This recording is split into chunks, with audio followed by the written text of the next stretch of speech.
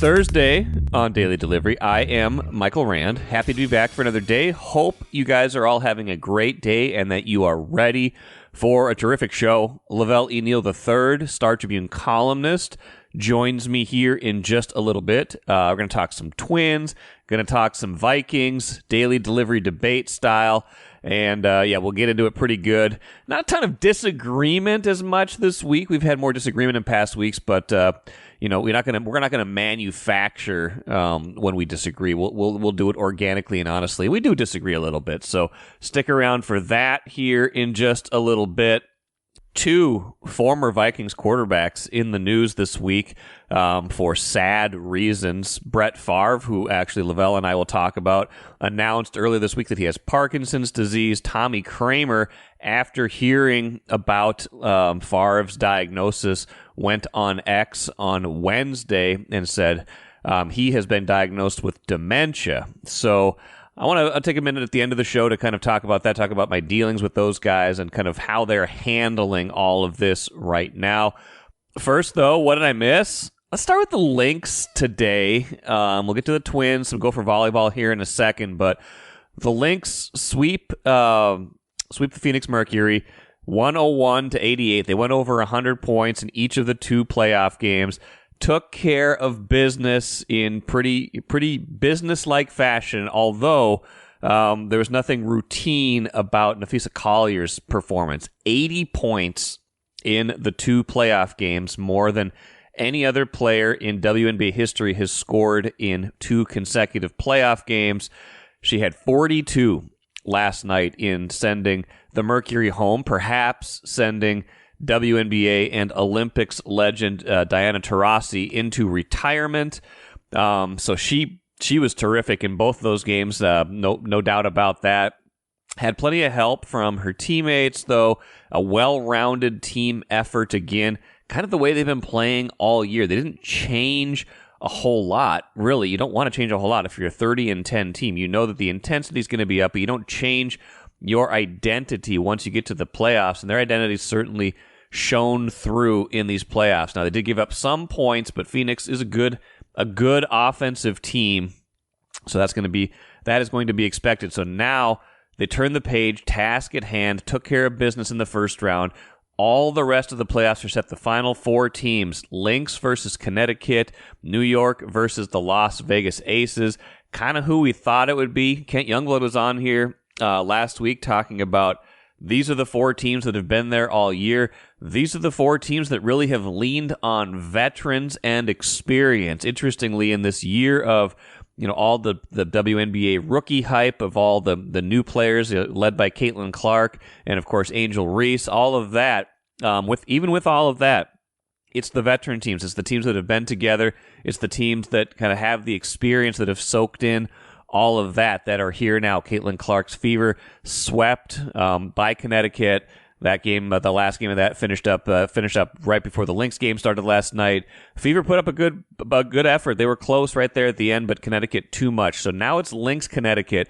They played 3 times this season. Connecticut won twice.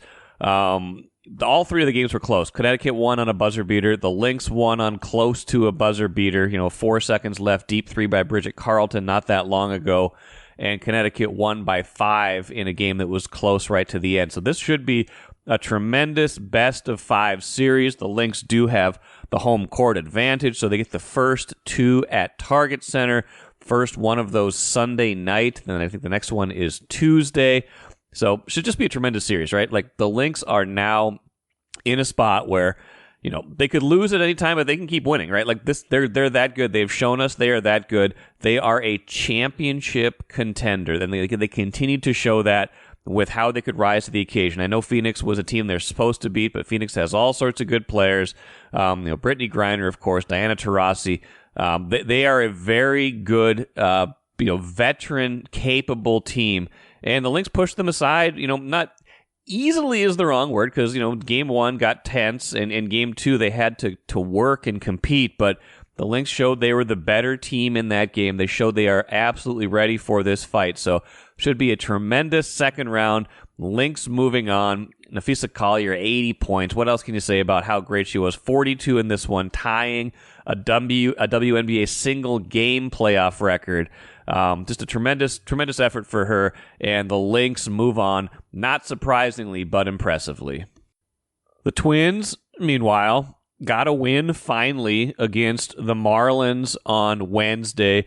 Down 3-0 early. Miami gifted them a bunch of errors. Twins come back and win 8-3. Question now, though, is it too little too late? Because the Tigers and Royals both also won. Twins still 2 back of both of those teams with just 4 games to play now. And you remember Detroit gets 3 against the White Sox after their series against Tampa Bay is over. The Royals are interesting, though, because the Royals have 1 more against the Nationals, who have put up very little fight so far. But if the Twins can make up a game today, and that's a big if, they will know if they have an opportunity to make up a game on either of these teams by the time they play tonight, because both Kansas City and Detroit play afternoon games today. Royals at Nationals, Tigers against the Rays as they've been going. Both those teams have won the first 2 games of those series while the Twins split. So the Twins started out 1 game back, now 2 games back. But the Twins do have a sliver of hope with Kansas City, I think, more than Detroit. Because, the White Sox, even though they've won a couple games lately, they're trying not to be like the worst of the worst of the worst team in Major League Baseball history. You got to figure Detroit is good for at least 2 out of those 3. So if Detroit wins today, they're going to kind of put that out of reach potentially. Kansas City, though, has to play Atlanta in the final series of the year. And Atlanta, right in the thick of the NL wildcard race, probably is going to need these games to solidify to get into the playoffs. So Atlanta's going to have a lot to play for, just like Kansas City is. So that is helpful to any kind of chance the Twins might have right now. And the Twins are playing Baltimore. Baltimore's a playoff team. Baltimore has already clinched, though, and Baltimore very well could be in a position where they are locked in. They're too far behind the Yankees to win the division and too far ahead of the Royals and Tigers to slip up there. So Baltimore is an interesting team because they could be resting some players, setting their rotation for a potential wild card series because they'll be hosting the wild card round. So they're still playing in that first round, but might be locked into their position. So that could help the Twins in the final week of the season. Now, again, none of this matters if the Twins don't continue to build off of what happened Wednesday, and none of it might matter anyway. The Twins could go 4-0 down in these last 4 games and still miss the playoffs because Kansas City and Detroit go 3-1. That's entirely possible. Nothing is taken for granted. Even if they win, they do not control their own destiny. They do, like we've talked about, have the wild card over both of those teams, would have the wild card in a 3-team tiebreaker as well because of 7-6 against both of those teams. The season series between the Royals and Tigers was 7-6, so Twins would have the best overall record in those kind of in that 3-way tie. So the tiebreaker is the only thing that's sitting out there giving them any kind of hope, in addition to Baltimore maybe not having anything to play for. 1 more against the Marlins, who have now lost 100 games. They've hit a plateau. They've hit a milestone where they're probably just ready for the season to end. And then Atlanta maybe giving the Royals a good series at the end here because Atlanta has a lot to play for. So, some listeners, some readers pointed out to me like, hey, Detroit's not the team to focus on. It's Kansas City. I'm tending to come around to that. I still think you got to, anything can happen. Detroit could lose today, could lose a game to the White Sox, and then they could become in play if the Twins sweep out. All that said, nothing matters if the Twins don't play better, if they don't kind of build on this. It's been interesting. Carlos Correa kind of called out some of his younger teammates the other day saying, hey, some of us are trying to do everything we can. Some of us aren't. Some of us don't necessarily have the approach to get to the finish line and not doing everything we can. I don't know who exactly that was aimed at, but Royce Lewis commented on it saying basically, hey, that's kind of tough to hear. We're doing everything we can, but yeah, I get it. We got to have better results. A lot of guys had better at-bats on Wednesday. Maybe it can carry over today. Maybe they will know going into this game that there's an opportunity to gain on either Detroit or Kansas City or both. If Detroit and Kansas City both win those early games today, that'll put the Twins behind the eight ball. They'll have to win just to go into the weekend with any kind of chance, because if they lost, they would be 3 back with 3 to play. All it would take was one more Twins loss or one more Kansas City or Detroit win. David Festa gets the ball today. He has been the best, most reliable of the rookie starters in the last couple months, so I guess that's, relatively good news. You've still got a Pablo Lopez start coming up. You've still got a Bailey Ober start at the end of the year if you need it, which you probably will, because I don't think you're going to be in a position where you've got this thing sewn up if you're 2 back with 4 to play. So they've got some opportunities here. It's still pretty bleak. They've put themselves in a terrible spot with how poorly they've played. Today is big, though. If something can shake loose today, that final weekend of the year will have some meaning, and we'll see if they can do it, and we'll see if they can capitalize. We don't talk much Gopher volleyball here on this show. We do some. This maybe not full into the big part of the season yet, tournament time, stuff like that, but a big match last night. I was kind of alerted to it, actually, in kind of a roundabout way. I was leaving my daughter's youth soccer game last night. One of the parents was talking to her daughter saying, "Hey, are you ready for Gopher volleyball?" I think they were going to go to watch the match at the Maturi Pavilion. Thriller, 5 sets. Gophers beat the Badgers. Just kind of a continuation of the good work they've done so far this season. Wasn't like they were bad last year, but it wasn't quite up to their typical standards. They've been better this year. They've had a lot of 5-set matches against really good teams. Maybe haven't been able to finish off all of them, but they did against Wisconsin, 18-16 in the 5th set. That's about as close as it gets. So great win for Keegan Cook's team. Maybe they're kind of rounding into form. Could be, moving up in the polls if they keep playing this well for the rest of the week, rest of the weekend. So good win for them. Glad that was put back on my radar. Thank you, soccer parents, for making sure I knew about that. Great coverage by Marcus Fuller today. So read that in the Star Tribune, startribune.com, and pay attention to that team. Nothing better than live Gophers volleyball. It is one of the best live events you will find on campus, so go check it out when you have the chance. It's daily delivery debate time with Velle E. Neal III. I am Michael Rand. 3 subjects every week. The first one, Velle, this week is going to be about the Twins. But before we get to that, I have to get to a letter which kind of gets into the struggles of the Twins and maybe, just maybe, gets to the heart of who won last week's debate. It said, "I enjoy very much your podcast and especially your conversations with Patrick Royce and Velle E. Neal about the Twins. In fact, a week or so ago, you and Velle talked about who was to blame for the Twins' downfall. Velle seemed to blame the front office, and I would agree with that. I know you and Velle mostly talked about the trades they could have made at the deadline as well as the signings they could have done in the offseason. I think that some of the Twins' problems stem from what the front office did with some of the trades they made, but the Twins got players that were injured and couldn't contribute to the team, like the Jorge Polanco deal and other things like that." He mentions Tyler Malley, all the other guys that you brought up. This was from Clark. So, Velle, I think maybe you won last week's debate. How does that feel? I mean, it feels okay. I mean, you could probably find someone else who wrote another letter who thought that you won last week's debate. It depends. Our words are going to touch people differently and strike different chords, but I appreciated that person was able to at least express thoughts on a letter and send it to you.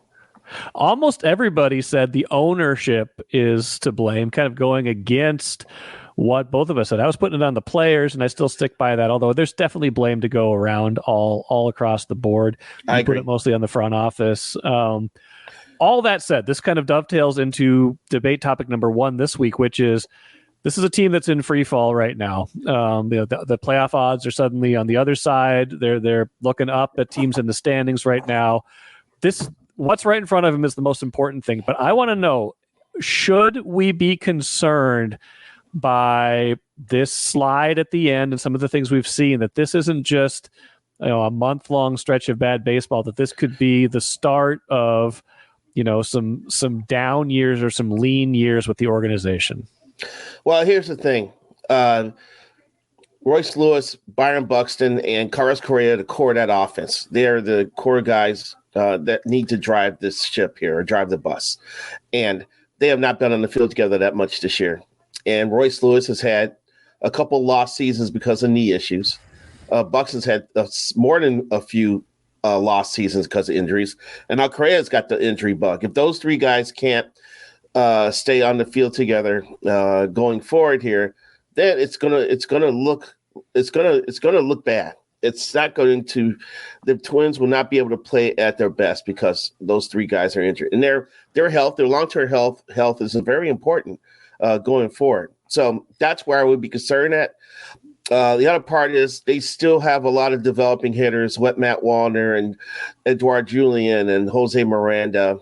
You're probably going to see Emmanuel Rodriguez at some point next year. You may actually see Walker Jenkins make a debut next year because he was at Double-A at the end of the minor league season this year. And once you get to Double-A, you're usually a year out. You got a bunch of developing hitters, but they need guidance. They need the veteran guys here.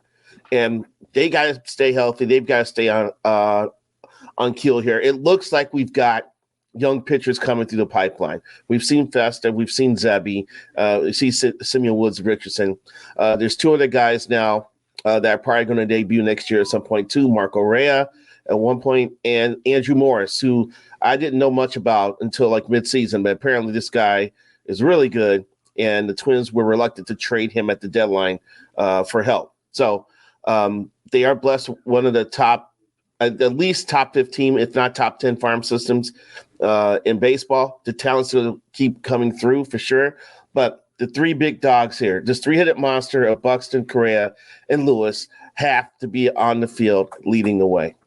Yeah, that's kind of where I'm at with them, too. We're not going to disagree much on this subject because the health of Correa and Buxton, I mean, they're taking up close to $50 million of the payroll. They are supposed to be the guys who are carrying the offense to a certain degree, you know, other guys too, but that's a big chunk of your payroll, especially in this world of RSN uncertainty. You don't know how much money you're going to get from that.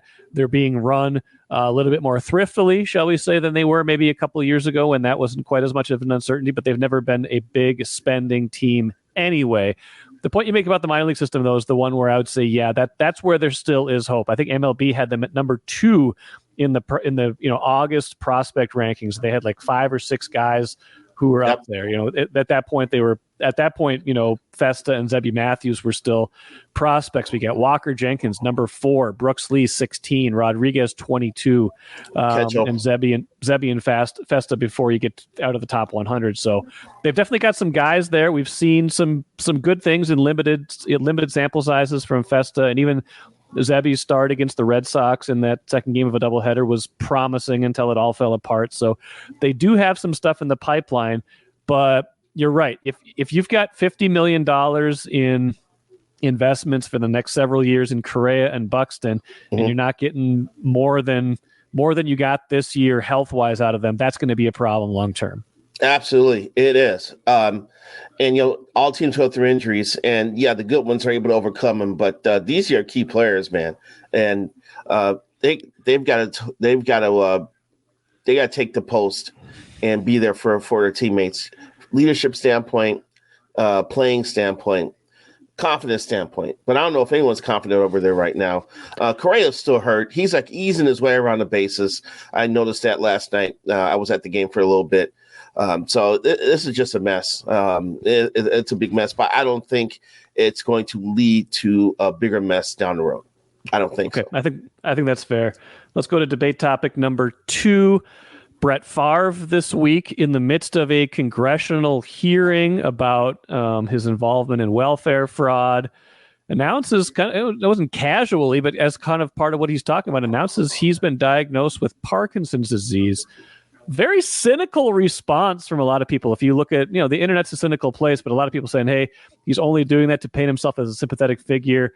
You are a Bears fan. I'm sure no love lost for Favre as a player. What have you made of the reaction to and the coverage of the Brett Favre story? Well, I mean, when I read the story, I was kind of stunned because he kind of just threw it in as an aside, right? That I've been recently diagnosed with Parkinson's. And look, if he has, that's sad. It's unfortunate. Right. He's 54 with Parkinson's. Right. He's one of the younger Parkinson's patients I've known of. So we have to consider what he's about to go through right now. And he was trying to invest in a company that was hopefully trying to look for a cure for something like that. I'm part of a Diamond Awards committee that puts on the Diamond Awards every year and try to help fund research for Parkinson's and other neurological diseases. So it's a big thing. It's a big concern. I think 70,000 people are going to be diagnosed with Parkinson's this year. So I don't take that lightly. That admission is something that I think needs to be taken serious. But yes, the money he diverted, he paid back the $1.1 million he received for speaking fees, in which he did not follow through on his promises. I have not heard what he has done with the money that was used to fix the volleyball courts at Southern Mississippi. That still needs to be figured out here. And I think the state of Mississippi wants interest back, and he's been balking at that, and there's been litigation. But when you're in the public spotlight, like Brett Favre is, and you trip up the way he's tripped up, people are going to be there to pounce, and they're going to be there to criticize, and they're going to be there to cajole and hate on. And that's what he's going to have to endure right now. That's what happens when you have a little bit of a fall from grace. But, you have to separate the Parkinson's admission to his case. You can be disappointed in him because of the case, but you also have to show some empathy for him for what he's been diagnosed with and what he's about to go through. I think that's well said. And I think, what a fall, right? Like, this was a guy who in his playing days was, just kind of the symbol of the old NFL. He had, a consecutive start streak that was unbelievable. He goes to the Jets. It doesn't quite work out there. Comes to the Vikings, almost gets them to the Super Bowl. Like, he had a career that was almost unmatched. And, maybe unfortunately as a result of that, I mean, there are pretty significant medical links between football, head trauma, concussions. I think there's a big study even last year published that said, hey, these are big contributors to a lot of these neurological diseases, including now Parkinson's. Right. The prevalence is way higher, and that he's talked about how many diagnosed and maybe undiagnosed concussions he's had. So that part of it is just sad if you kind of link his career to what he's going through now. But I think the biggest takeaway I have is just the fall from grace, that people would be so mad at him for, rightfully so, for his role in what's going on here in Mississippi, that they would look at this as like a crude attempt to divert attention away from that onto a very serious disease. So I think you're right. People are ready to pounce on him right now. And some of that he's brought on himself, but some of that, you're right. You have to be able to separate kind of what he's going through with the self-inflicted stuff that he's done. Yeah, I mean, as a Bears fan, he has tormented my club for years. I could easily take that approach and just rip him to shreds, for what he's going through. But the human being side of me says I should not be doing that. Yes, I think the only I watched a Bears-Vikings game with you at Allery's. It was a game the Bears beat the Vikings in 2009 when Favre was a quarterback. It's a crazy overtime game. I don't know if you remember that game from 2009, but that was something else. I will always remember that. Yeah. I just remember that 2009 season, and just to divulge a little bit of Star Tribune business. I remember we were going to make, I think, Joe Mauer and Brett Favre Cole Sports Person of the Year, if we could get them to pose for a picture in which they're throwing a football to each other. And, oh, wow. And I think Mauer was willing to do it, and Favre never responded. So it ended up being Joe Mauer, Sports Person of the Year. And Mauer was MVP that year. Yes, so that was the hometown kid winning MVP was probably a pretty good way to go, even though Favre did capture everybody's imagination that year and got them, like I said, very close to the Super Bowl. Nobody remembers what happens after that. Okay, Lavelle, last question. Are the Vikings legitimate Super Bowl contenders? I think we can elevate them beyond whatever we thought of them at the beginning of the year. I think they've been elevated beyond, hey, they just beat the Giants, and then, hey, they beat the 49ers. They just beat the Texans 34-7. They are 3-0. They are playing like a very good team. But are you buying this now, or is this a trend where this can continue at a close level all year, or are you still thinking this could be a mirage? Man, this NFL season's already gone crazy. 3 weeks into the season, the Bengals are 0-3. The Cowboys are struggling. The Ravens lost their first 2 games. They're trying to recover. The Commanders are 2-1. Who saw that with Jaden Daniels at quarterback, and who saw the Vikings at 3-0 with Sam Darnold leading the way? No one did. So, are they Super Bowl contenders? I'm not going there yet. I'm not. I think the defense, and KOC said this last year when I covered the game in Las Vegas against the Raiders. He said this is a championship defense, and I believe it is. I think Brian Flores, and with a second year, for the players that came back to absorb his system a little bit more, it sounds like they're not even just thinking now; they're just reacting to things on the field and making their calls, and really confusing opponents. And this has a chance of being a top 5, top 3 defense maybe. And what they did to San Francisco and Houston in back-to-back weeks should have the league stand up and take notice. I am not convinced that the offense is ready to rock yet for the whole season under Darnold. I want to see teams and opposing defenses are probably looking at him a little harder now, and they're probably going to scheme him a little differently now and pay more attention to Darnold. He has earned that by his play. Eventually he'll get Hawkinson back, which will be a big boost. Aaron Jones, I think, has been a really sneaky good addition. I thought that he was one of their key offensive players going into the year, and I think he's proven so. But my trust level with Sam Darnold is increasing. It was very low at the beginning of the year. It's about midway now, and I will allow him to continue to make me change my opinion or my trust level with him as we go forward. But right now, I can't say that the Vikings are a Super Bowl contender.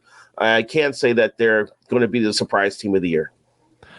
I will say they are playing like a Super Bowl contender, at least. I think you're right that 3 out of 17 games isn't a big enough sample size yet, even if it's been impressive, right? It's not like they're winning 24-23 on a last-second field goal like it was a couple of years ago when they were pulling out all those games at the end. Like, you knew that season was a mirage, even if they went 13-4. This season is surprising, but doesn't feel like a fluke, right? The way they're playing is not fluky. The way they're executing on defense in particular, but also on offense, is not fluky. So they're playing like a team that could do some damage in the playoffs and potentially go to the Super Bowl, but we don't have enough sample size yet. What I will say, too, though, is you get Addison back pretty soon. You get Hawkinson back pretty soon. Hawkinson's not this week, but maybe after this week, because it's just the 4 weeks that you'd have to sit out.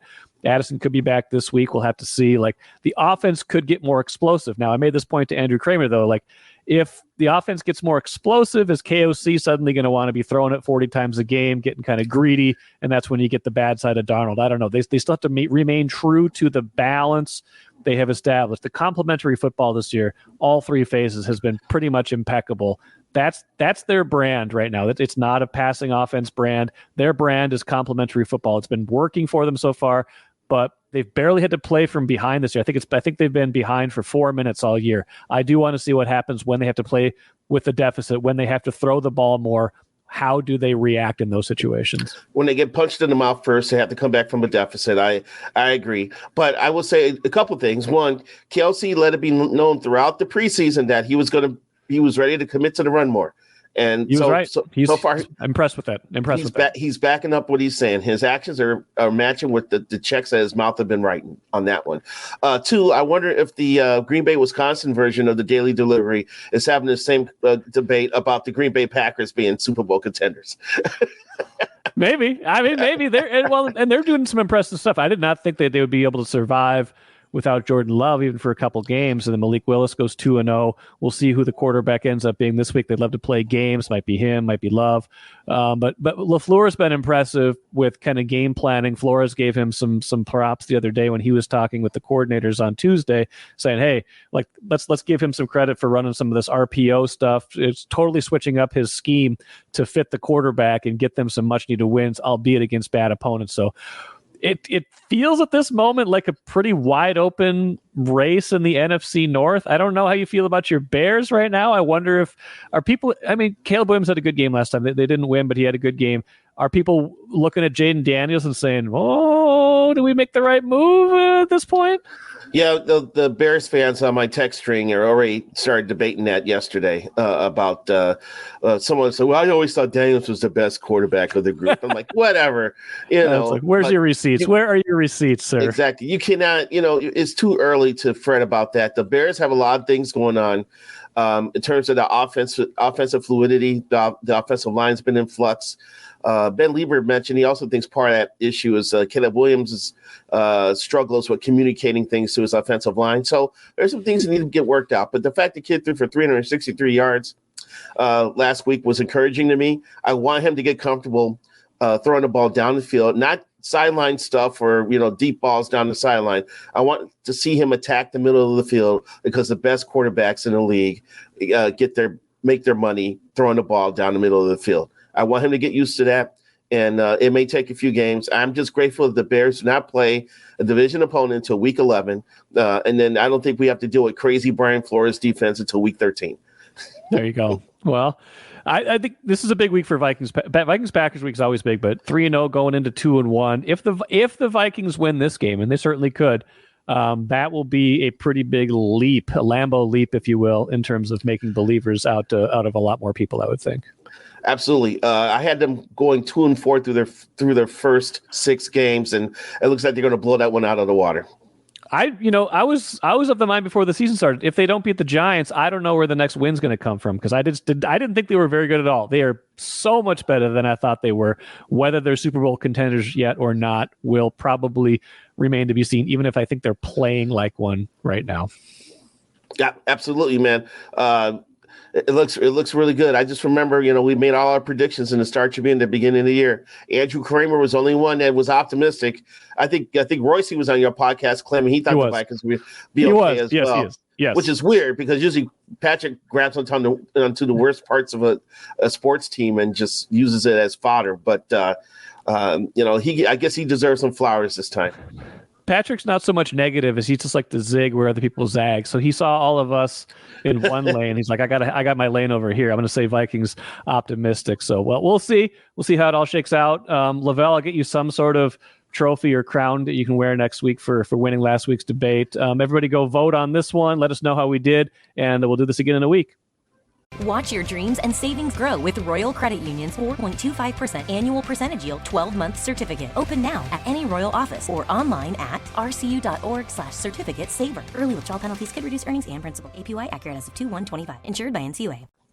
Great stuff from Lavelle. Reminder, those segments are all sprinkled on YouTube over the course of the week. First one up already, Lavelle and I talking about the Twins and whether they are due for even more woes in 2025 and beyond. So check that out. Go leave a comment, subscribe to the Star Tribune's YouTube page, YouTube channel, things like that. Leave us a comment, leave us a like, things like that. So go check those out if you just want to see us rather than hear from us. Now, the final thing we talked about was Brett Favre, of course, his diagnosis with Parkinson's disease.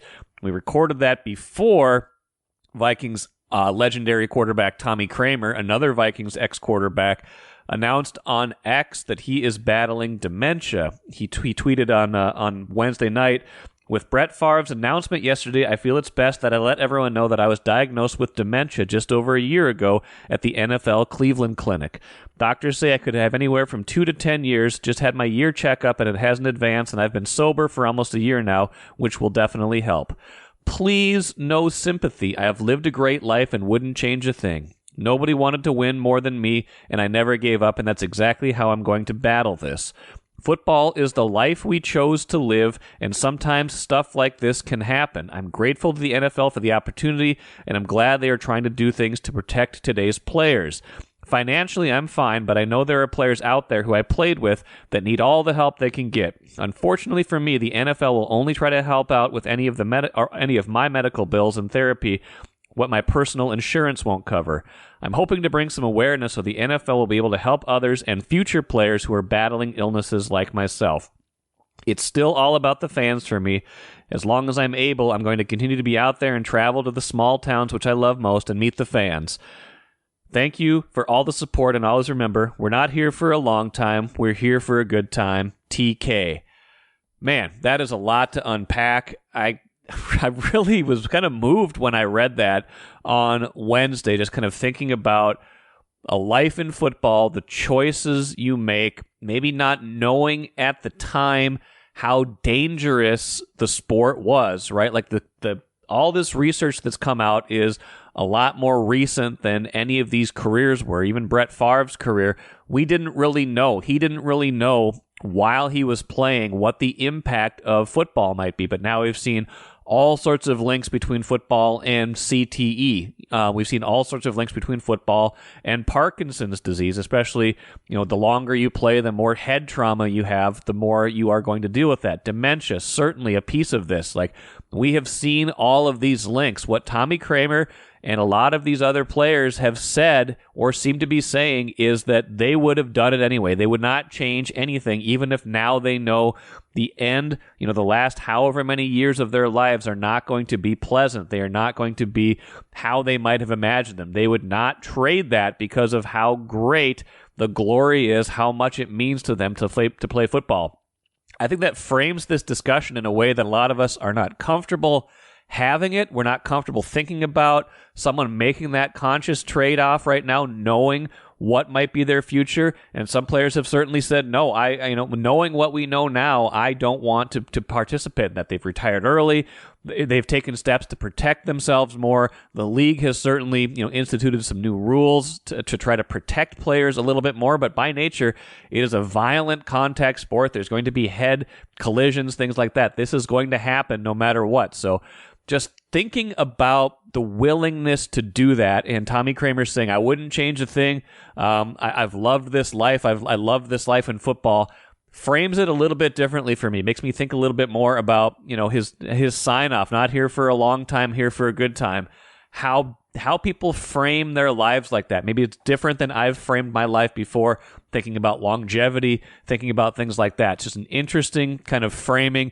Kind of a beautiful, beautiful message from Tommy Kramer, just in the face of this kind of adversity. Seems to be facing this challenge the same way he lived in the peak of his career. That will do it for me today. Some fantasy football talk on Friday's show with sports editor Ryan Kostecka.